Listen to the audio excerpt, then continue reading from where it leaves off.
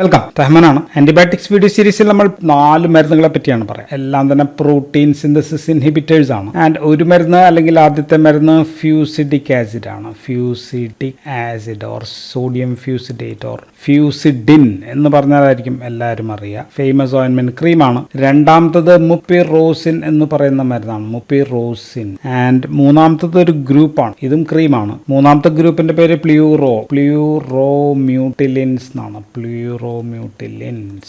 ഇതിൽ ഒരു ഓയിൻമെന്റ് ഉണ്ട്. അതിന്റെ പേര് റെറ്റാപാമുലിൻ എന്ന് പറയുന്ന മരുന്നാണ്. റെറ്റാപാമുലിൻ. ദെൻ ലെഫാമുലിൻ എന്ന് പറയുന്ന ഒരു ഗുളിക ഇഞ്ചക്ഷൻ. റെഫാമുലിൻ. സോ ഇത്രയും മരുന്നുകളെ കുറിച്ചിട്ടാണ് നമ്മൾ പറയുക. ബേസിക്കലി ഇതെല്ലാം ഞാൻ പറഞ്ഞു പ്രോട്ടീൻ സിന്തസിസ് ഇൻഹിബിറ്റേഴ്സ് ആണ്. പക്ഷെ ഇവിടെ മെക്കാനിസം എല്ലാം ഡിഫറെന്റ് ആണ്. ആദ്യത്തെ മരുന്ന് ഫ്യൂസിഡിക് ആസിഡ് ഓർ ഫ്യൂസിഡിൻ ആണ്. 2 കാരണങ്ങൾ കൊണ്ട് ഈ മരുന്ന് വളരെ വ്യത്യസ്തമായിട്ടുള്ള ഒരു ആന്റിബയോട്ടിക് ആണ്. ഒന്ന് ഇവിടെ സ്ട്രക്ചർ ആണ്. സ്ട്രക്ചർ എന്താണ് എന്ന് ചോദിച്ചു കഴിഞ്ഞാൽ ഒരു സ്റ്റിറോയിഡൽ റിംഗ് ഉള്ള ആന്റിബയോട്ടിക് ആണ്. സ്റ്റിറോയിഡൽ റിംഗ് ഉള്ള വേറൊരു ആന്റിബയോട്ടിക്കും ഇല്ല. സ്റ്റിറോയിഡൽ റിംഗ് ഉള്ള ഒരു ആന്റിബയോട്ടിക് ആണ്. ഓർത്ത് വയ്ക്കുക, സ്റ്റിറോയിഡൽ റിംഗ് സ്ട്രക്ചർ ഉള്ള ആന്റിബയോട്ടിക് ഏതാണ് എവിടെയെങ്കിലും ചോദിച്ചു കഴിഞ്ഞാൽ അത് ഫ്യൂസിഡിക് ആസിഡ് ഓർ ഫ്യൂസിഡിൻ ആണ്. രണ്ടാമത്തത് ഇവിടെ മെക്കാനിസം ഓഫ് ആക്ഷൻ തന്നെ വ്യത്യസ്തമാണ്. മറ്റൊരു പ്രോട്ടീൻ സിന്തസിസ് ഇൻഹിബിറ്റേഴ്സും പോകാത്ത വഴികളിലൂടെയാണ് ഇതിന്റെ പ്രവർത്തനം. ബാക്ടീരിയയുടെ റൈബോസോമിൽ ആക്ഷൻ ഉണ്ടോ? ഇല്ല.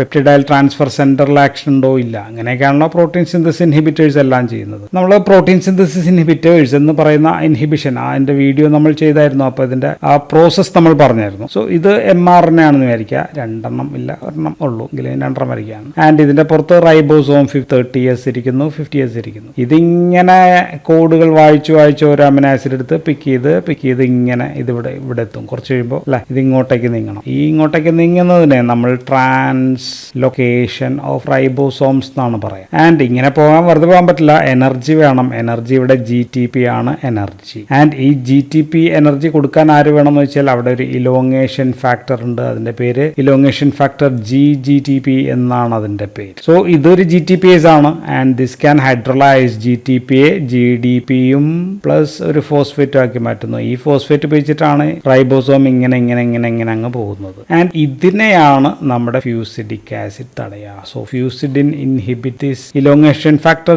GTP ആണ് തടയുക. സോ GTP ഹൈഡ്രോളിസിസ് തടയും. അപ്പോൾ പ്രോട്ടീൻ സിന്തസിസ് തടയും. സോ ഇതാണ് ഇവിടെ മെക്കാനിസം ഓഫ് ആക്ഷൻ. ഇനി ഇവിടെ സ്പെക്ട്രം ഓഫ് ആക്ഷൻ പറഞ്ഞു കഴിഞ്ഞാൽ നാരോ ആണോ ബ്രോഡ് ആണോ എന്ന് വെച്ച് കഴിഞ്ഞാൽ നാരോ സ്പെക്ട്രം ആന്റിബയോട്ടിക് ആണ്.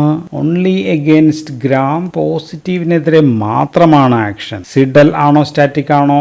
സ്റ്റാറ്റിക് ആണ്. കാരണം പ്രോട്ടീൻ സിന്തസിസ് ഇൻഹിബിറ്റേഴ്സ് മിക്കവാറും എല്ലാം സ്റ്റാറ്റിക് ആണ്. എവിടെ നിന്നാണ് കിട്ടുന്നതെന്ന് വെച്ചാൽ ഫ്യൂസിഡിയം ഒരു ഫംഗസ് ആണ്. ഫ്യൂസിഡിയം കോക്സിനിയം എന്ന് പറയുന്ന ഒരു ഫംഗസിൽ നിന്നാണ് കിട്ടുന്നത്. ആൻഡ് ഉപയോഗം ഞാൻ പറഞ്ഞു വൈഡായിട്ട് ക്രീം ഓയിൻമെന്റ് ഒക്കെ ആയിട്ടാണ്, ടോപ്പിക്കിലാണ് ഉപയോഗിക്കുക. ഡൈ ഡ്രോപ്സ് അങ്ങനത്തെ ഉള്ള സംഭവങ്ങൾ കാണും. മിക്കവാറും 2% ആണ് ക്രീം ഉണ്ട്, ഓയിൻമെന്റ് ഉണ്ട്. ക്രീം ആയിരിക്കും കൂടുതൽ ഇസ്തെറ്റിക്കൽ ഭംഗിയുള്ളത്. ഓയിൻമെന്റ് പുരട്ടി കഴിഞ്ഞാൽ ഒരു എണ്ണമയം ഉണ്ടാവും. സോ ക്രീമാണ് ഏറ്റവും കൂടുതൽ ഉപയോഗിക്കുക. ആൻഡ് ഉപയോഗം ഏതിനെതിരാണെന്ന് വെച്ച് കഴിഞ്ഞാൽ സ്ട്രെപ്റ്റോകോക്കസ് ഇൻഫെക്ഷൻ സ്കിന്നിലാണല്ലോ. അപ്പോൾ സ്ട്രെപ്റ്റോകോക്കൽ ഇൻഫെക്ഷൻസിനെതിരെയാണ് ഉപയോഗിക്കുക. ബോയിൽസിൽ ഉപയോഗിക്കാം, ഫറംഗിൾസിന് ഉപയോഗിക്കാം. ദെൻ സൈക്കോസിസ് ബാർബെയിൽ നമുക്ക് ഉപയോഗിക്കാം. സോ ഇങ്ങനെയൊക്കെയുള്ള സംഭവങ്ങൾ സ്ട്രെപ്റ്റോകോക്കസിനെതിരെ ഉപയോഗിക്കാം. ഓൾസോ സ്റ്റെഫൈലോകോക്കസ് മൂലമുള്ളതിനും നമുക്ക് ഉപയോഗിക്കാം. MRSAയിലും വേണമെങ്കിൽ നമുക്ക് ഉപയോഗിക്കാം. ആൻഡ് ഇത് ഓറലിയും കൊടുക്കൂട്ടോ.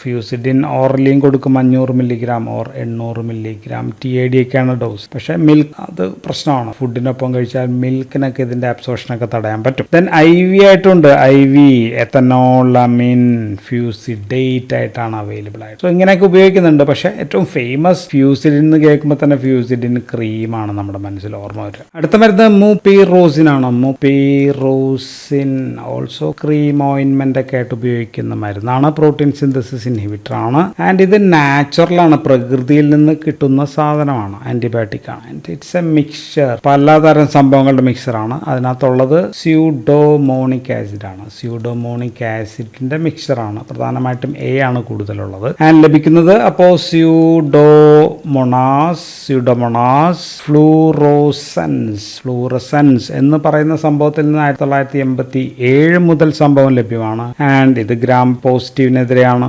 മാത്രമാണ് ഉപയോഗം.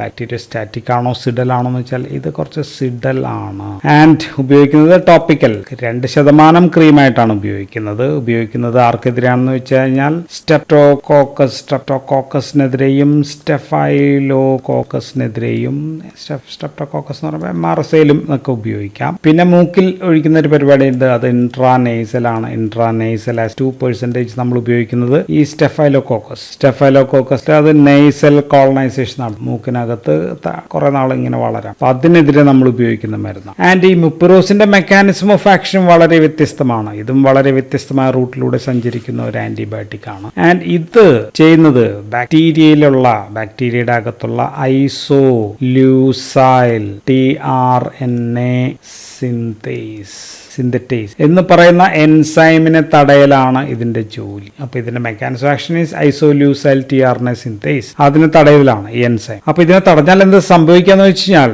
നമുക്കൊരു പ്രോട്ടീൻ കോഡ് ഉണ്ടല്ലേ, മർണയിലൊരു പ്രോട്ടീന്റെ ഒരു കോഡ് ഉണ്ട്, ആൻഡ് കോഡോൺ ആൻഡ് ആന്റികോഡോൺ ഉള്ള സംഭവങ്ങൾ നമ്മുടെ tRNAയിലുണ്ട്. അപ്പൊ ഇതിപ്പോ കോഡ് പറയുന്നത് ഐസോല്യൂസിൻ എന്ന് പറയുന്ന അമിനോ ആസിഡ് എടുത്തുകൊണ്ട് വരൂ എന്നായിരിക്കും tRNAയോട് പറയാം. tRNA ഇവിടെ പോകുന്നു, ഐസോല്യൂസിൻ എടുക്കുന്നു, അതിവിടെ ഒന്ന് പിടിപ്പിക്കാൻ പറ്റില്ല. പിടിപ്പിക്കുമ്പോൾ ഐസോലൂസൈൽ tRNA സിന്തേസ് തടയുന്നുണ്ട്, അത് നടക്കുന്നില്ല. ഐസോലൂസൈൻ എന്ന അമിനോ ആസിഡ് ഉള്ള ഒരു പ്രോട്ടീൻ ഇങ്ങനെ ഒരു പ്രോട്ടീൻ ഉണ്ടാക്കുകയാണ്, അടുത്തത് ഐസോലൂസൈൻ ആണെങ്കിൽ അതില്ല, വേറൊരു പ്രോട്ടീൻ ആണെങ്കിൽ അതിൽ 10ാമത്തെ ആയിരിക്കും, അതില്ല. സോ ഒരു പ്രോട്ടീൻ സിന്തസിസും നടക്കുന്നില്ല എന്നുള്ളതാണ്. ആൻഡ് ഇതേപോലെ തന്നെയാണ് ഇവയ്ക്ക് കുറച്ച് ആന്റി ഫംഗൽ ആക്ഷനും ഇത് തന്നെയാണ്. സോ അതുകൊണ്ടാണ് ഇത് വ്യത്യസ്തമായിട്ടുള്ള മെക്കാനിസം ഓഫ് ആക്ഷൻ എന്ന് പറഞ്ഞത്. അപ്പോൾ ഉപയോഗം നമുക്ക് ഉപയോഗിക്കാവുന്നത് ഫനങ്കുലൈറ്റിസ്, ദെൻ ഫോളിക്കുലൈറ്റിസ്, അതർ സ്കിൻ ഇൻഫെക്ഷൻസിലൊക്കെ ഉപയോഗിക്കുന്നതാണ്. ആൻഡ് ഇതിന്റെ പ്രശ്നം വലിയ ഇൻഫെക്ഷൻ, വലിയ ഭാഗത്ത് മുറിവുണ്ടെങ്കിൽ, മുറിവ് എന്ന് വെച്ച് കഴിഞ്ഞാൽ ഇപ്പോൾ ഒരു ആക്സിഡന്റ് ഒക്കെ പറ്റി ഒരുപാട് സ്ഥലത്തൊക്കെ പറ്റണമെന്നുണ്ടെങ്കിൽ നമ്മളിത് ഒഴിവാക്കേണ്ടി വരും. കാരണം ഇതിനകത്ത് പോളി എത്തിലിൻ ഗ്ലൈക്കോൾ എന്ന് പറയുന്ന സാധനത്തിലാണ് ഇത് ഓയിൻമെന്റ് ആയിട്ട് എടുക്കുക.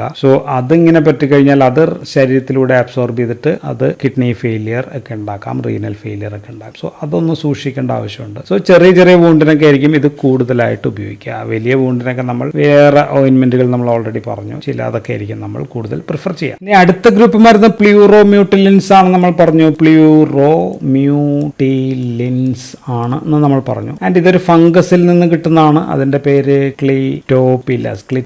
പിന്നെ ഒരു പേര് ബുദ്ധിമുട്ടാണെങ്കിലും പെസാക്കറിനസ് എന്നാണ്, പെസാക്കറിയാനസ്. ഓക്കെ, അതിൽ 1950കളിൽ തന്നെ നമ്മുടെ കയ്യിൽ ഈ മരുന്നുണ്ട്, നമുക്ക് കണ്ടുപിടിച്ചതാണ്. പക്ഷെ ഉപയോഗം ഈ അടുത്താണ് തുടങ്ങിയത് എന്ന് മാത്രം. ആൻഡ് ആ മരുന്നിന്റെ പേര് റെറ്റാപാമുലിൻ എന്നാണ്. റെറ്റാപാമുലിൻ ക്രീമായിട്ടാണ് കൊടുക്കുക, അല്ലെങ്കിൽ ഓയിൻമെന്റ്, അല്ലെങ്കിൽ ടോപ്പിക്കലായിട്ടാണ് ഉപയോഗിക്കുക. ആൻഡ് ഓറൽ ഇഞ്ചക്ഷൻ ഒക്കെ കൊടുക്കാനായിട്ട് പുതിയൊരു മരുന്ന് നമ്മൾ കണ്ടുപിടിച്ചിട്ടുണ്ട്. അതിന്റെ പേര് ലെഫാമുലിൻ എന്നാണ്, ലെഫാമുലിൻ. ആൻഡ് ഇതിന്റെ mechanism action protein synthesis inhibition തന്നെയാണ്. നമ്മുടെ സ്ട്രെപ്റ്റോഗ്രാമിൻസ് നമ്മൾ ഒരു വീഡിയോയിൽ ഡിസ്കസ് ചെയ്താണ്. ഇപ്പോൾ ബാക്ടീരിയയുടെ 30S 50S. സോ 50Sൽ പിടിക്കുന്നു. ഇവിടെ 2 സൈറ്റ് ഉണ്ട്, A സൈറ്റ്, P സൈറ്റ്. ഇവിടെ രണ്ടിലും ഇൻഹിബിറ്റ് ചെയ്യും. ഇപ്പോൾ പ്രോട്ടീൻ സിന്തസിസ് തടയുന്നു. അതാണ് ഇതിന്റെ ആക്ഷൻ. ആൻഡ് ഇത് ഗ്രാം പോസിറ്റീവിനെതിരെയാണ് കേട്ടോ. ഗ്രാം പോസിറ്റീവ് ഇപ്പം നമ്മൾ പറഞ്ഞതെല്ലാം ഗ്രാം പോസിറ്റീവിനെതിരെയാണ്, പ്രത്യേകിച്ച് MRS. അതിനകത്ത് ഓയിൻമെന്റ് ആയിട്ട് പുരട്ടാനായിട്ടാണ്. ദെൻ സ്ട്രെപ്റ്റോകോക്കസ് മൂലമുള്ള ഇംപെറ്റിഗോയിലാണ് വൈഡായിട്ട് ഇത് ഉപയോഗിക്കുക, പുരട്ടാനായിട്ട് ഉപയോഗിക്കുന്ന മരുന്നാണ്. സ്റ്റെഫലോകോക്കസിലെ MRSയിൽ നമുക്ക് കൊടുക്കാം. റെറ്റാപാമുലിൻ ഒരു ഡൈറ്റർപിനാണ് ആൻഡ് നാച്ചുറൽ ആണെന്ന് പറഞ്ഞു, ഒരു ഫംഗസിൽ നിന്ന് കിട്ടുന്നതാണ്. പക്ഷേ ലെഫാമുലിൻ എന്ന് പറയുന്ന മരുന്ന് നമ്മുടെ സിന്തറ്റിക് ആണ്, നമ്മൾ കണ്ടുപിടിച്ചാണ്, ലാബിൽ വെച്ച് കണ്ടുപിടിച്ച മരുന്നാണ്. ആൻഡ് ഇതിന്റെ ഉപയോഗം കമ്മ്യൂണിറ്റി അക്വയർഡ് ബാക്ടീരിയൽ ന്യൂമോണിയ, അതിനകത്താണ് ഇത് ഉപയോഗിക്കുക.